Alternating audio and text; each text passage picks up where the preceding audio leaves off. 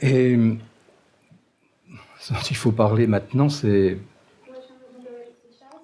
qu'est-ce que nous faisons.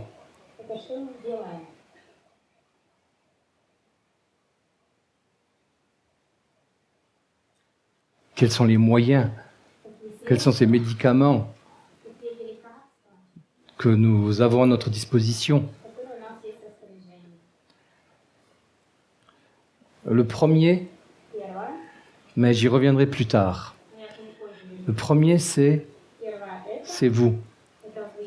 C'est vous-même. Vous êtes vous-même. Chacun d'entre vous peut être le meilleur médicament pour lui-même et le meilleur médicament pour l'autre ou les autres. Ça, c'est la base. Mais c'est ce à quoi la plupart d'entre vous et la plupart des humains ne veulent pas s'intéresser.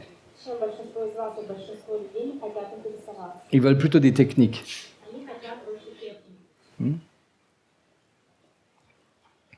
Bon, on va parler des techniques aussi. Mais sachez que dans mon esprit, c'est chacun d'entre vous qui est le plus important. Ce qu'au cours de cette formation et dans votre vie,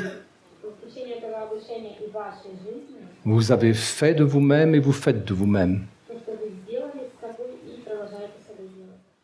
Ça, c'est la chose la plus importante. Est-ce que vous devenez une espèce de bénédiction pour vous-même et pour les autres? Ou est-ce que vous êtes un mal? Une malédiction? Une maladie pour les autres autour de vous? Et pour vous-même? Parce que ce ne sont jamais les autres qui vous rendent malade. Ce ne sont jamais les autres qui vous rendent malheureux.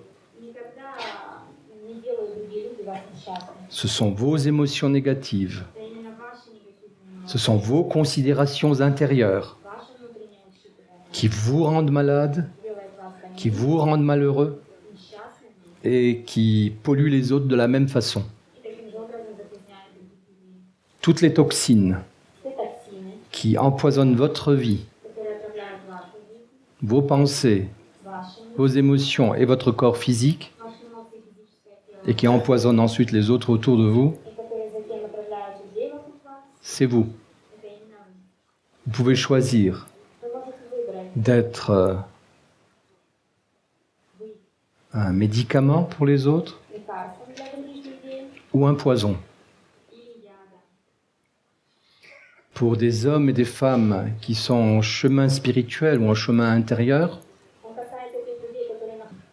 ils veulent devenir des êtres humains meilleurs. Ils veulent être des êtres humains qui s'éveillent à leur dimension spirituelle, qui se réalisent pleinement en tant qu'être humain,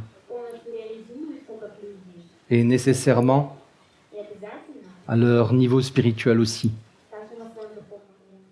Et évidemment sans rien rejeter de la nature tout à fait terrestre et humaine, mais en mettant chaque chose, ce qui est vraiment terrestre, ce qui est humain et ce qui est céleste ou spirituel, en mettant chaque chose à sa place et en recherchant l'harmonie entre ces trois dimensions.